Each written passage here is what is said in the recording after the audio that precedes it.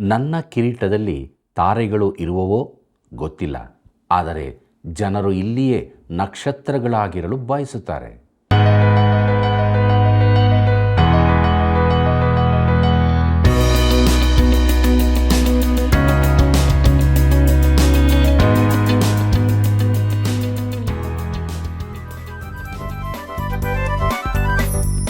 ಒಂದೇ ಸಾರಿ ಸಾಯುವುದು, ಆಮೇಲೆ ನ್ಯಾಯ ತೀರ್ಪಾಗುವುದು.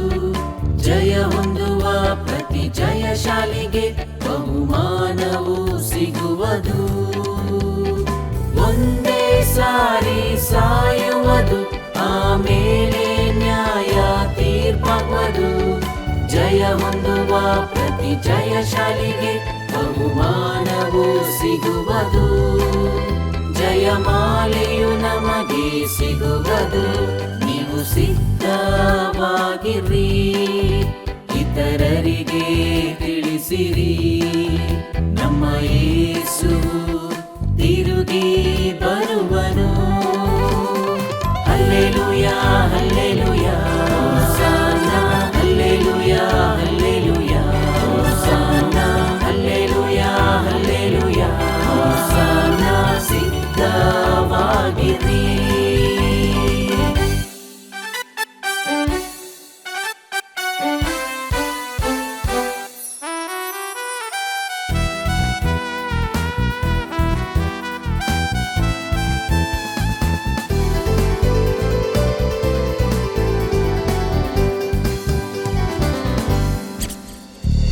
ಪರಲೋಕ ಮತ್ತು ನರಕವು ನ್ಯಾಯ ತೀರ್ಪಿಗಾಗಿ ಸಿದ್ಧವಿರಲು, ಯೇಸುವನ್ನು ಸ್ವೀಕರಿಸಿದರೆ ನಿತ್ಯ ಜೀವವು.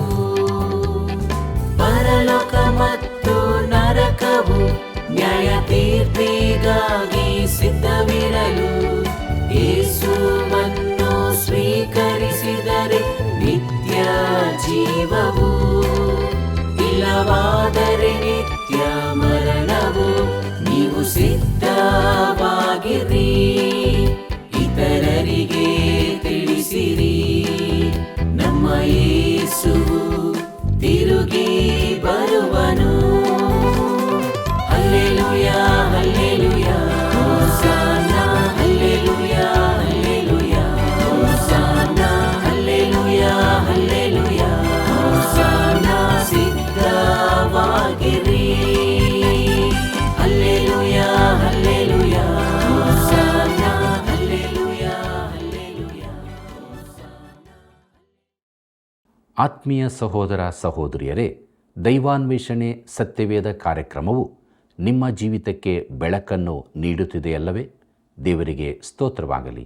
ದೇವರ ವಾಕ್ಯವು ಪ್ರತಿಯೊಬ್ಬ ಅವಿಶ್ವಾಸಿಯ ಜೀವಿತದಲ್ಲಿ ಪಾಪಬೋಧವನ್ನು ಉಂಟು ಮಾಡಬೇಕು. ಇದೇ ದೇವರ ಉದ್ದೇಶ. ಬನ್ನಿರಿ, ನಮ್ಮ ಅಧ್ಯಯನವನ್ನು ಪ್ರಾರಂಭಿಸೋಣ. ದೇವರ ವಾಕ್ಯಗಳ ಮೂಲಕ ಭಕ್ತಿ ವೃದ್ಧಿಯನ್ನು ಉಂಟು ಮಾಡಿಕೊಂಡು ಆತ್ಮದಲ್ಲಿ ಬಲ ಹೊಂದೋಣ. ಕರ್ತನಲ್ಲಿ ಪ್ರೀತಿಯುಳ್ಳ ಸಹೋದರ ಸಹೋದರಿಯರೇ, ದೇವರು ಮೆಚ್ಚುವ ಕೆಲಸ ಯಾವುದೆಂದರೆ ಆತನು ಕಳಿಸಿಕೊಟ್ಟವನನ್ನು ನಂಬುವುದೇ ಎಂಬುದಾಗಿ ಹೇಳಿದಂಥ ನಮ್ಮ ರಕ್ಷಕನಾದ ಯೇಸು ಕ್ರಿಸ್ತನ ಮಹಿಮೆಯ ನಾಮದಲ್ಲಿ ನಿಮ್ಮೆಲ್ಲರಿಗೂ ಹೃದಯಪೂರ್ವಕವಾದ ನನ್ನ ಪ್ರೀತಿಯ ವಂದನೆಗಳು. ಪ್ರೀತಿಯುಳ್ಳ ದೇವಜನರೇ, ಕೊರಿಂಥದವರಿಗೆ ಬರೆದ ಮೊದಲನೇ ಪತ್ರಿಕೆಯ 14ನೇ ಅಧ್ಯಾಯದ ಧ್ಯಾನದಲ್ಲಿ ನಾವು ಮುಂದುವರಿಯುತ್ತಾ ಇದ್ದೇವೆ. ಇಲ್ಲಿವರೆಗೆ ದೇವರ ನಡೆಸುವಿಕೆಗಾಗಿ ಆತನಿಗೆ ಸ್ತೋತ್ರ ಸಲ್ಲಿಸುತ್ತಾ ನಮ್ಮ ಅಧ್ಯಯನವನ್ನು ಮುಂದುವರಿಸುವ ಹಾಗೆ ಕೊರಿಂಥದವರಿಗೆ ಬರೆದ ಮೊದಲನೇ ಪತ್ರಿಕೆ 14ನೇ ಅಧ್ಯಾಯ 24 ಮತ್ತು 25ನೇ ವಚನಗಳನ್ನು ಗಮನಿಸಿರಿ. ಅಲ್ಲಿ ನಾವು ಹೀಗೆ ನೋಡುತ್ತೇವೆ: ಆದರೆ ನೀವೆಲ್ಲರೂ ಪ್ರವಾದಿಸುತ್ತಿರಲು ಕ್ರಿಸ್ತ ನಂಬಿಕೆ ಇಲ್ಲದವನಾಗಲಿ ಈ ವರವಿಲ್ಲದವನಾಗಲಿ ಒಳಗೆ ಬಂದರೆ ಅವನು ಎಲ್ಲರ ಮಾತನ್ನು ಕೇಳಿ ತಾನು ಪಾಪಿಯೆಂಬ ಅರುಹನ್ನು ಹೊಂದುವನು. ಎಲ್ಲರ ಮಾತಿನಿಂದ ಪರಿಶೋಧಿತನಾಗುವನು. ಅವನ ಹೃದಯದ ರಹಸ್ಯಗಳು ಬಯಲಾಗುವವು ಮತ್ತು ಅಡ್ಡಬಿದ್ದು ದೇವರನ್ನು ಆರಾಧಿಸಿ ದೇವರು ನಿಜವಾಗಿ ನಿಮ್ಮಲ್ಲಿದ್ದಾನೆಂಬುದನ್ನು ಪ್ರಚುರಪಡಿಸುವನು ಎಂಬುದಾಗಿ. ಪ್ರೀತಿಯುಳ್ಳ ಸ್ನೇಹಿತನೇ, ನೀನು ದೇವರ ವಾಕ್ಯವನ್ನು ಬೋಧಿಸುವಾಗ ಒಬ್ಬ ಅವಿಶ್ವಾಸಿಯು ಒಳಗೆ ಬಂದರೆ ಅವನಲ್ಲಿ ಪಾಪ ಬೋಧ ಉಂಟಾಗಿ ಅವನು ರಕ್ಷಣೆ ಹೊಂದಬಹುದು. ಕೊರಿಂಥದವರಿಗೆ ಬರೆದ ಮೊದಲನೇ ಪತ್ರಿಕೆ 14ನೇ ಅಧ್ಯಾಯ 26ನೇ ವಚನ ಹೀಗೆ ಹೇಳುತ್ತದೆ, ಹಾಗಾದರೇನು ಸಹೋದರರೇ, ನೀವು ಕೂಡಿ ಬಂದಿರುವಾಗ ಒಬ್ಬನು ಹಾಡುವುದು, ಒಬ್ಬನು ಉಪದೇಶ ಮಾಡುವುದು, ಒಬ್ಬನು ತನಗೆ ಪ್ರಕಟವಾದದ್ದನ್ನು ತಿಳಿಸುವುದು, ಒಬ್ಬನು ವಾಣಿಯನ್ನಾಡುವುದು, ಒಬ್ಬನು ಅದರ ಅರ್ಥವನ್ನು ಹೇಳುವುದು ಉಂಟಷ್ಟೇ. ನೀವು ಏನು ನಡೆಸಿದರೂ ಭಕ್ತಿವೃದ್ಧಿಗಾಗಿಯೇ ನಡೆಸಿರಿ ಎಂಬುದಾಗಿ. ಕರ್ತನಲ್ಲಿ ಪ್ರಿಯರೇ, ವಾಣಿಯನ್ನಾಡುವುದು ಇರುವುದಾದರೆ ಅರ್ಥ ವಿವರಿಸುವವನೂ ಇರಬೇಕು. ನನ್ನ ಹಿಂದಿನ ವಿದ್ಯಾರ್ಥಿಯೊಬ್ಬನು ರೋಮನ್ ಕೆಥೋಲಿಕನಾಗಿದ್ದವನು. ಅವನು ಒಮ್ಮೆ ವಾಣಿಯನ್ನಾಡುವ ಕೂಟಕ್ಕೆ ಹೋದನು. ಅಲ್ಲಿ ಲ್ಯಾಟಿನ್ ಭಾಷೆಯಲ್ಲಿನ ಆರಾಧನೆಯಲ್ಲಿ ಒಂದು ಭಾಗವನ್ನು ಹೇಳಿದ. ಅವನು ಕುಳಿತಾಗ ಇನ್ನೊಬ್ಬನು ಅದರ ಅರ್ಥ ವಿವರಿಸುವುದಕ್ಕೆ ನಿಂತನು. ಅವನು ಅನೇಕ ಸಂಗತಿಗಳನ್ನು ಮಾತನಾಡುತ್ತಾ ಹೋದನು.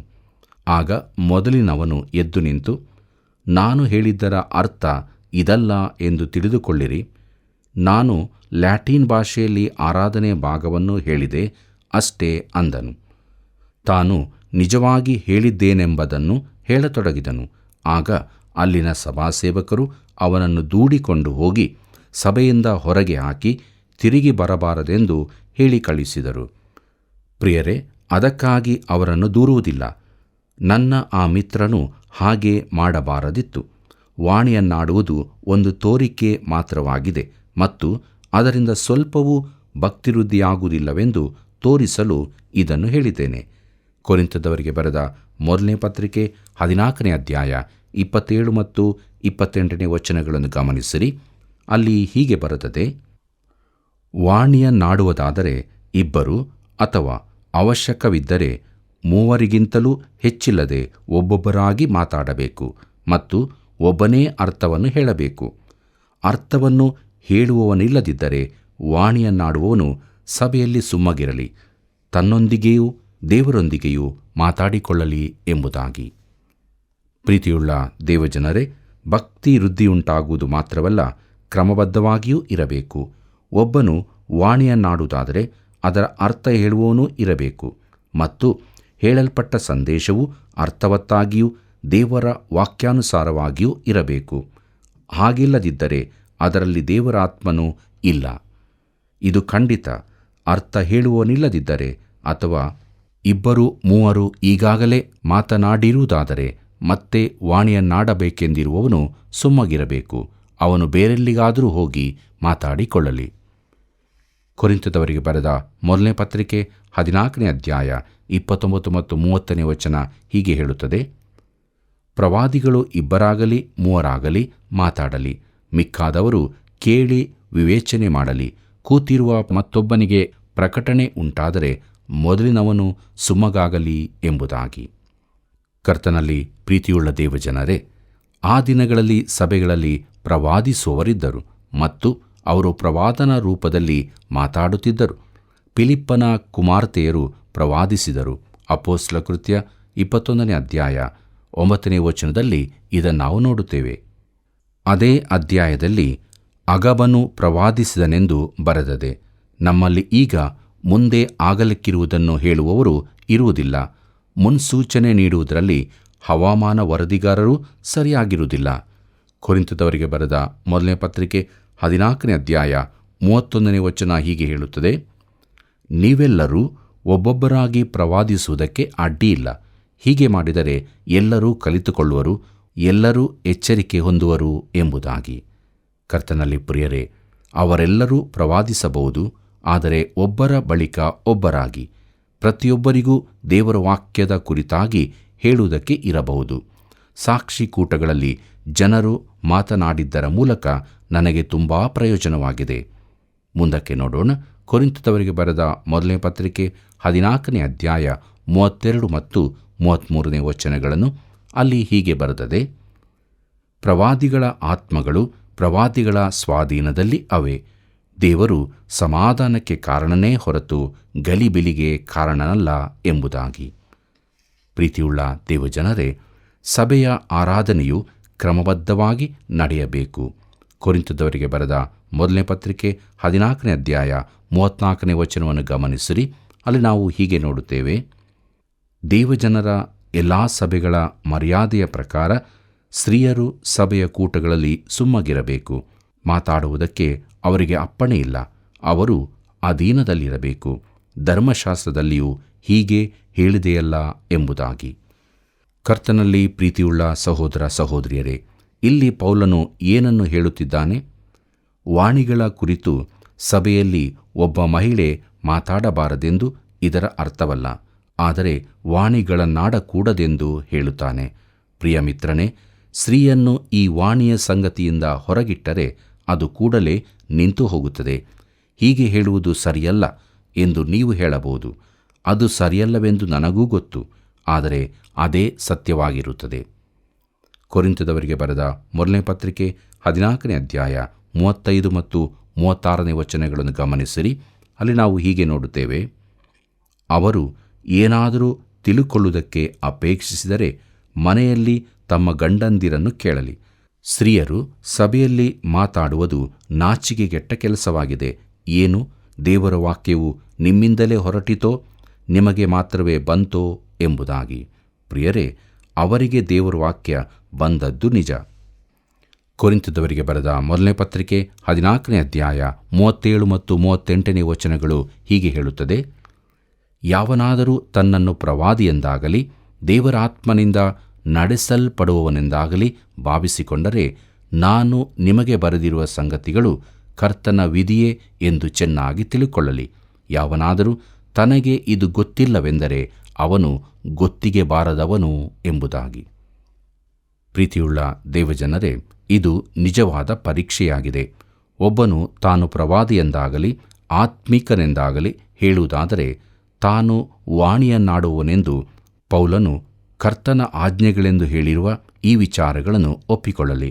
ಕೊರಿಂಥದವರಿಗೆ ಬರೆದ ಮೊದಲನೇ ಪತ್ರಿಕೆ 14ನೇ ಅಧ್ಯಾಯ 39 ಮತ್ತು 40ನೇ ವಚನಗಳನ್ನು ಗಮನಿಸಿರಿ.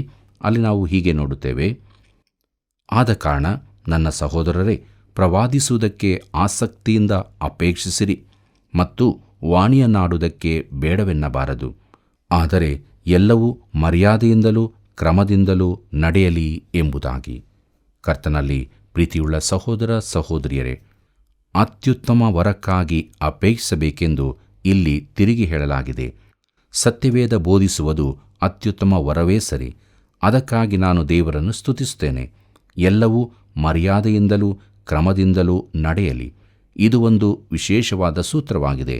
ದಕ್ಷಿಣ ಭಾಗದಲ್ಲಿ ಒಂದು ವಾಣಿಗಳ ಕೂಟಕ್ಕೆ ನಾನು ಹೋದಾಗ ಆ ಇಡೀ ಆರಾಧನೆಯಲ್ಲಿ ಯಾವ ಕ್ರಮವಾಗಲಿ ಅರ್ಥವಾಗಲಿ ಕಂಡುಬರಲಿಲ್ಲ. ಅದೆಲ್ಲವೂ ಗೊಂದಲಮಯವಾಗಿತ್ತು. ಕ್ರಮದ ಗೊಂದಲವಲ್ಲ, ಅರ್ಥವಿಲ್ಲದ ಗೊಂದಲವಾಗಿತ್ತು. ದೇವರ ಸಂಗತಿಗಳನ್ನು ಈ ರೀತಿ ನಡೆಸಬಾರದೆಂದು ಪೌಲನು ಹೇಳುತ್ತಾನೆ. ಪ್ರಿಯರೇ, ಈ ಭಾಗವನ್ನು ನಾವು ಕೊನೆಗೊಳಿಸುತ್ತಿದ್ದೇವೆ. ನೀವು ನನ್ನ ಅಭಿಪ್ರಾಯಗಳನ್ನು ಒಪ್ಪಿಕೊಳ್ಳದಿದ್ದರೆ ನನ್ನನ್ನು ಬಿಟ್ಟು ಹೋಗುವಿರೆಂದು ಭಾವಿಸುವುದಿಲ್ಲ. ಆದರೆ ವಾಕ್ಯವನ್ನು ಹುಡುಕಿರಿ. ನಾನು ತಪ್ಪಾಗಿದ್ದರೆ ನನಗಾಗಿ ಪ್ರಾರ್ಥಿಸಿರಿ. ಪ್ರೀತಿಯುಳ್ಳ ಸಹೋದರ ಸಹೋದರಿಯರೇ, ಇಲ್ಲಿಗೆ ಕೊರಿಂಥದವರಿಗೆ ಬರೆದಂಥ ಮೊದಲನೇ ಪತ್ರಿಕೆಯ 14ನೇ ಅಧ್ಯಾಯದ ಧ್ಯಾನವನ್ನು ನಾವು ಮಾಡಿ ಮುಗಿಸಿದ್ದೇವೆ. ದೇವರಿಗೆ ಸ್ತೋತ್ರವಾಗಲಿ. ಮುಂದಕ್ಕೆ ನಾವು ಕೊರಿಂಥದವರಿಗೆ ಬರೆದ ಮೊದಲನೇ ಪತ್ರಿಕೆಯ 15ನೇ ಅಧ್ಯಾಯದ ಧ್ಯಾನವನ್ನು ಪ್ರಾರಂಭಿಸೋಣ. ಇದರ ಮುಖ್ಯ ಪ್ರಸ್ತಾಪ ಪುನರುತ್ಥಾನ ಎಂಬುದಾಗಿದೆ. ಪ್ರೀತಿಯುಳ್ಳ ದೇವಜನರೇ, ಸತ್ಯವೇದದಲ್ಲಿನ ಅತೀ ಪ್ರಾಮುಖ್ಯ ಹಾಗೂ ಅಗತ್ಯತೆಯ ಅಧ್ಯಾಯಕ್ಕೆ ನಾವು ಬಂದಿದ್ದೇವೆ. ಸತ್ಯವೇದದ ಪ್ರಮುಖ 10 ಅಧ್ಯಾಯಗಳ ಪಟ್ಟಿ ಮಾಡುವುದಾದರೆ ಕ್ರೈಸ್ತತ್ವದ ಆದಿಯಿಂದಲೂ ಅನೇಕರು ಈ ಪ್ರಯತ್ನ ಮಾಡಿದ್ದಾರೆ. ಅದರಲ್ಲಿ ಕೊರಿಂಥದವರಿಗೆ ಬರೆದ ಮೊದಲನೇ ಪತ್ರಿಕೆಯ 15ನೇ ಅಧ್ಯಾಯವು ಎಲ್ಲ ಪಟ್ಟಿಗಳಲ್ಲಿಯೂ ಸ್ಥಾನ ಪಡೆದಿರುತ್ತದೆ. ಅದು ಅಷ್ಟು ಪ್ರಾಮುಖ್ಯವಾದದ್ದು. ಅದು ಎಷ್ಟು ಮುಖ್ಯವೆಂದರೆ ಸಭೆಯ ಮೊದಲ ದುರ್ಬೋಧನೆ, ಕರ್ತನಾದ ಯೇಸು ಕ್ರಿಸ್ತನ ಶರೀರ ಸಹಿತದ ಪುನರುತ್ಥಾನವನ್ನು ಅಲ್ಲಗಳೆಯುವಿಕೆಗೆ ಇದು ಸರಿಯಾದ ಉತ್ತರವಾಗಿದೆ. ಪ್ರೀತಿಯುಳ್ಳ ಸಹೋದರ ಸಹೋದರಿಯರೇ, ಈ ಅಧ್ಯಾಯದಲ್ಲಿ ಪೌಲನು 3ನೇ ವಿಶೇಷ ಆತ್ಮಿಕತೆಯ ಕುರಿತು ಮಾತನಾಡುತ್ತಾನೆ. ಅವನು ಮೊದಲನೆಯದಾಗಿ ಶರೀರಭಾವದ ಕುರಿತು ಮಾತನಾಡಿದನು. ಕೊರಿಂಥದ ಜನರಿಗೆ ಅತಿ ಮುಖ್ಯವೆಂದಿದ್ದ, ಈಗಿನವರೆಗೂ ಮುಖ್ಯವಾಗಿರುವ ಸಂಗತಿಗಳ ಕುರಿತಾಗಿ ಅವನು ಮಾತನಾಡಿದನು. ಆ ಬಳಿಕ ಶರೀರಭಾವದಿಂದ ಆತ್ಮಿಕ ಭಾವದೆಡೆಗೆ ತಿರುಗಿದನು. ಪ್ರತಿಯೊಬ್ಬ ವಿಶ್ವಾಸಿಯು ಪವಿತ್ರಾತ್ಮನಿಂದ ಒಂದೊಂದು ವರವನ್ನು ಹೊಂದಿದ್ದಾನೆನ್ನುವುದು ಎಂಥ ವಿಶೇಷವಾದ ಸಂಗತಿಯಾಗಿದೆಯಲ್ಲವೇ? ಪ್ರಿಯರೇ, ಈ ಲೋಕದಲ್ಲಿ ಕಾರ್ಯವೆಸಗುವ ವರವನ್ನು ದೇವರು ನನಗೂ ನಿಮಗೂ ದಯಪಾಲಿಸಿದ್ದಾನೆನ್ನುವುದು ಕ್ರಿಸ್ತನನ್ನು ಲೋಕಕ್ಕೆ ತಿಳಿಯಪಡಿಸುವ ಮಹತ್ಕಾರ್ಯದಲ್ಲಿ ನಾವು ಯೇಸುಕ್ರಿಸ್ತನೊಂದಿಗೆ ಪಾಲುಗಾರರಾಗಿದ್ದೇವೆಂದು ನೆನೆಸುವುದಕ್ಕಿಂತ ಮನಸ್ಸಿಗೆ ಉಲ್ಲಾಸ ಕೊಡುವ ಸಂಗತಿ ಬೇರೊಂದಿಲ್ಲ. ಬಳಿಕ ಪೌಲನು ಪ್ರೀತಿಯ ಕುರಿತ ಶ್ರೇಷ್ಠ ಅಧ್ಯಾಯಕ್ಕೆ ಬರುತ್ತಾನೆ. ಎಲ್ಲ ವರಗಳನ್ನು ಪ್ರೀತಿಯಿಂದ ಬಳಸಬೇಕಾಗಿದೆ. ಪ್ರೀತಿಯು ದೇವರ ಆತ್ಮನ ಫಲವಾಗಿದೆ. ಇದನ್ನು ನಾವು ಸಂಪಾದಿಸಲಿಕ್ಕಾಗುವುದಿಲ್ಲ. ಅದು ನಮಗೆ ಕೊಡುಗೆಯಾಗಿ ದೊರಕಿದೆ. ಪ್ರೀತಿಯನ್ನು ಎಲ್ಲಕ್ಕಿಂತ ಹೆಚ್ಚಿನದಾಗಿ ನಾವು ಭಾವಿಸತಕ್ಕದ್ದು. ಅದು ವಿಶ್ವಾಸಿಯ ಜೀವಿತದಲ್ಲಿನ ಆತ್ಮನ ಫಲವಾಗಿದೆ. ಪ್ರೀತಿಯುಳ್ಳ ಸಹೋದರ ಸಹೋದರಿಯರೇ, ಈಗ ನಾವು ಮೂರನೇ ಪ್ರಮುಖ ಆತ್ಮಿಕ ವಿಚಾರಕ್ಕೆ ಬರುವವರಾಗಿದ್ದೇವೆ. ಅದು ಕರ್ತನಾದ ಯೇಸು ಕ್ರಿಸ್ತನ ಪುನರುತ್ಥಾನದ ಕುರಿತಾದದ್ದು, ನಮ್ಮ ಪುನರುತ್ಥಾನದ ಕುರಿತಾದದ್ದೂ ಆಗಿದೆ. ಕ್ರೈಸ್ತ ವಿಶ್ವಾಸದ ಮಹಿಮೆ ಏನೆಂದರೆ ಅದು ಮರಣದೊಂದಿಗೆ ಜೀವಿತ ಅಂತ್ಯವಾಗುತ್ತದೆಂದು ಭಾವಿಸುವುದಿಲ್ಲ. ಈ ಲೋಕದ ಜೀವಿತವೇ ಎಲ್ಲವೂ ಅಲ್ಲ. ಕ್ರೈಸ್ತ ವಿಶ್ವಾಸವು ಸೂರ್ಯಾಸ್ತದ ನಂತರ ಸೂರ್ಯೋದಯವನ್ನು ಮುನ್ನೋಡುತ್ತದೆ. ಅದು ನಿತ್ಯತ್ವದ ಕಡೆಗೆ ದೃಷ್ಟಿಯಿಡುತ್ತದೆ. ಅದರಿಂದ ದೊರಕುವ ನಿರೀಕ್ಷೆ ಎಷ್ಟೋ ವಿಶೇಷವಾದದ್ದಾಗಿದೆ. ಪ್ರಿಯರೇ, ಇದು ಜೀವಿತಕ್ಕೆ ಅರ್ಥ ಹಾಗೂ ಉದ್ದೇಶವನ್ನು ಕೊಡುವ ಇನ್ನೊಂದು ಸಂಗತಿಯಾಗಿದೆ. ನಾನು ನಿತ್ಯತ್ವಕ್ಕೆ ವಾಸಿಸುವ ನಿರೀಕ್ಷೆಯುಳ್ಳವನಾಗಿದ್ದೇನೆ. ಅಲ್ಲಿಗೆ ಹೋಗಲು ನನಗೆ ಅವಸರವಿಲ್ಲ. ಸಾಧ್ಯವಿದ್ದಷ್ಟು ಸಮಯ ಈ ಜೀವಿತದಲ್ಲಿ ಉಳಿಯಲಿಚ್ಛಿಸುತ್ತೇನೆ. ಈ ಸ್ಥಳವು ಸೇವೆಯ ಸ್ಥಳವಾಗಿದೆ. ಅದು ಸಿದ್ಧತೆಯ ಸ್ಥಳವೂ ಆಗಿದೆ. ಇಲ್ಲಿ ನಾವು ಮಾಡಿದ್ದರ ಮೇಲೆ ನಮಗೆ ಕೊಡಲಾಗುವ ಬಹುಮಾನಗಳ ನಿರ್ಧಾರವಾಗುತ್ತದೆ. ನನ್ನ ಪಾಲಿಗೆ ಕೆಲವು ಒಳ್ಳೆಯ ಕ್ರಿಯೆಗಳನ್ನು ಮಾಡಲು ಇಚ್ಛಿಸುತ್ತೇನೆ. ಆದ್ದರಿಂದಲೇ ಕರ್ತನು ಅವಕಾಶ ಕೊಡುವವರೆಗೆ ನಾನು ಇಲ್ಲಿ ಉಳಿದು ಆತನ ಸೇವೆ ಮಾಡಬೇಕೆಂದಿದ್ದೇನೆ. ನಾವು ಒಂದು ಹಾಡನ್ನು ಹಾಡುತ್ತಿದ್ದೆವು. ಅದೇನೆಂದರೆ, ನನ್ನ ಕಿರೀಟದಲ್ಲಿ ತಾರೆಗಳು ಇರುವವೋ ಎಂಬುದಾಗಿ. ಪ್ರಿಯರೇ, ಈಗ ಯಾರೂ ಇದನ್ನು ಹೆಚ್ಚು ಹಾಡುತ್ತಿಲ್ಲ. ಯಾಕೆಂದರೆ ಜನರು ಇಲ್ಲಿಯೇ ನಕ್ಷತ್ರಗಳಾಗಿರಲು ಬಯಸುತ್ತಾರೆ. ವಿಶ್ವಾಸಿಗೆ ಕ್ರಿಸ್ತನ ಪುನರುತ್ಥಾನದ ದಿವ್ಯವಾದ ಚಿತ್ರಣವನ್ನು ನಾವು ನೋಡುವಂತಾದರೆ ನಾವು ದಿವಾರೋಣದ ಮಹತ್ವವನ್ನು ಮರೆತಿದ್ದೇವೆ. ಪ್ರಿಯರೇ, ಚಿಕ್ಕ ಚಿಕ್ಕ ಅಪ್ರಸ್ತುತ ಸಂಗತಿಗಳಲ್ಲೇ ನಾವು ಮುಳುಗಿದ್ದೇವೆ. ಇದರಿಂದಾಗಿ ನಾಮಧೇಯ ಕ್ರೈಸ್ತರ ಜೀವಿತದಲ್ಲಿ ದುರ್ಘಟನೆಗಳು ಒಂದಾದ ಬಳಿಕ ಒಂದರಂತೆ ಬರುತ್ತಲೇ ಇರುತ್ತವೆ. ಈ ಪುನರುತ್ಥಾನದ ಕುರಿತ ವಿಶೇಷ ಅಧ್ಯಾಯವು ನಿಜವಾಗಿ ಸುವಾರ್ತೆಯ ಕುರಿತೂ ಆಗಿದೆ. ಸುವಾರ್ತೆಯ ಅತಿ ಶ್ರೇಷ್ಠವಾದ ಭಾಗವು ಪುನರುತ್ಥಾನವೇ ಆಗಿದೆ ಎಂದು ಅದು ತಿಳಿಸುತ್ತದೆ. ಅದನ್ನು ಹೊರತುಪಡಿಸಿದರೆ ಕ್ರಿಸ್ತನ ಮರಣದ ಸಹಿತ ಎಲ್ಲವೂ ಅರ್ಥಹೀನವಾಗಿ ಕಾಣುತ್ತದೆ. ರೋಮಾಪುರದವರಿಗೆ ಬರೆದ ಪತ್ರಿಕೆ 4ನೇ ಅಧ್ಯಾಯ 25ನೇ ವಚನದ ಪ್ರಕಾರ, ಆತನು ನಮ್ಮ ಅಪರಾಧಗಳಿಗೋಸ್ಕರ ಒಪ್ಪಿಸಲ್ಪಟ್ಟನು ಹಾಗೂ ನಮ್ಮ ನೀತಿ ನಿರ್ಣಯಕ್ಕಾಗಿ ತಿರುಗಿ ಎಬ್ಬಿಸಲ್ಪಟ್ಟನು ಎಂಬುದಾಗಿ. ಕರ್ತನಲ್ಲಿ ಪ್ರಿಯರೇ, ತನ್ನ ಮರಣದ ಮೂಲಕ ನಮ್ಮ ಪಾಪಗಳನ್ನು ಆತನು ತೆಗೆದುಹಾಕಿದನು. ಆದರೆ ಆತನ ಪುನರುತ್ಥಾನದ ಮುಖಾಂತರ ನಮಗೆ ಖಚಿತವಾದ ಸಮೃದ್ಧಿಯಾದ ಪರಲೋಕದ ಪ್ರವೇಶ ದೊರಕಿತು. ನಾವು ಆತನ ನೀತಿವಂತಿಕೆಯ ಮೇಲೆ ನಿಂತಿದ್ದೇವೆ. ಆತನು ನಮ್ಮ ಅಪರಾಧಗಳಿಗಾಗಿ ಒಪ್ಪಿಸಲ್ಪಟ್ಟು ನಮ್ಮ ನೀತಿವಂತಿಕೆಗಾಗಿ ಪುನಃ ಎಬ್ಬಿಸಲ್ಪಟ್ಟನು. ಪ್ರೀತಿಯುಳ್ಳ ದೇವಜನರೇ, ಈ ಅಧ್ಯಾಯಕ್ಕೆ ಪ್ರವೇಶಿಸುವ ಮುನ್ನ ಪುನರುತ್ಥಾನದ ಅರ್ಥವನ್ನು ತಿಳಿದುಕೊಳ್ಳುವುದು ಸೂಕ್ತವಾಗಿದೆ. ಪುನರುತ್ಥಾನವು ಆತ್ಮಿಕವಲ್ಲ, ಅದು ಶಾರೀರಿಕವಾದದ್ದು. ಮೂಲ ಪದದ ಅರ್ಥ ಹೆಣವು ಎದ್ದು ನಿಲ್ಲುವುದು ಎಂದಾಗುತ್ತದೆ. ಈ ನಮ್ಮ ಶರೀರಗಳು ಎಬ್ಬಿಸಲ್ಪಡುತ್ತದೆ. ಸತ್ಯವೇದದಲ್ಲಿ ಪುನರುತ್ಥಾನವು ಯಾವಾಗಲೂ ದೇಹಕ್ಕೆ ಸಂಬಂಧಿಸಿದ್ದಾಗಿರುತ್ತದೆ. ಅದರ ಅರ್ಥ ದೇಹವು ಎದ್ದು ನಿಲ್ಲುವುದು ಎಂದಾಗುತ್ತದೆ. ಅದು ಆತ್ಮಿಕ ಪುನರುತ್ಥಾನದ ಕುರಿತು ಹೇಳುತ್ತಿಲ್ಲ. ಆಕ್ಸ್ಫರ್ಡ್ನ ಶ್ರೇಷ್ಠ ಪಂಡಿತರಾದ C.S. ಲೂಯಿಸ್ ಅವರು ತನ್ನ ಕಾಲದ ಉದಾರವಾದಿಗಳನ್ನು ಹಾಸ್ಯ ಮಾಡುತ್ತಿದ್ದರು. ಅವರು ಪುನರುತ್ಥಾನವು ಆತ್ಮಿಕವೆಂದು ಹೇಳುತ್ತಿದ್ದರು. ಆಗ ಲೂಯಿಸ್ ಅವರು ಕೇಳುತ್ತಿದ್ದರು, ಆತ್ಮವು ಎದ್ದು ನಿಲ್ಲುವಾಗ ಯಾವ ಭಂಗಿಯಲ್ಲಿರುತ್ತದೆ ಎಂದು. ಉದಾರವಾದಿಗಳು ಈ ಪ್ರಶ್ನೆಯ ಉತ್ತರಕ್ಕಾಗಿ ತಡಕಾಡುತ್ತಿದ್ದರು. ಪುನರುತ್ಥಾನವೆಂದರೆ ಎದ್ದು ನಿಲ್ಲುವುದೆಂದು ಸತ್ಯವೇದವು ತಿಳಿಸುತ್ತದೆ. ಪ್ರೀತಿಯುಳ್ಳ ದೇವಜನರೇ, ಮರಣ ಹಾಗೂ ನಂತರದ ಸ್ಥಿತಿಯ ಕುರಿತು ಪೌಲನ ಕಾಲದ ಕೊರಿಂಥ ಹಾಗೂ ರೋಮ್ ಆಧಿಪತ್ಯದಲ್ಲಿ 3 ರೀತಿಯ ತತ್ವಗಳು ಪ್ರಚಲಿತದಲ್ಲಿದ್ದವು. ಅದರಲ್ಲಿ ಮೊದಲನೆಯದು ಸ್ತೋಯಿಕತ್ವವು. ಮರಣ ಕಾಲದಲ್ಲಿ ಆತ್ಮವು ದೇವರೊಂದಿಗೆ ಐಕ್ಯವಾಗುತ್ತದೆಂದು ಇವರು ಬೋಧಿಸುತ್ತಿದ್ದರು. ಆಗ ವ್ಯಕ್ತಿತ್ವವು ನಾಶವಾಗುತ್ತದೆ. ಇದರ ಪ್ರಕಾರ ಪುನರುತ್ಥಾನದ ಪ್ರಶ್ನೆಯೇ ಏಳುವುದಿಲ್ಲ.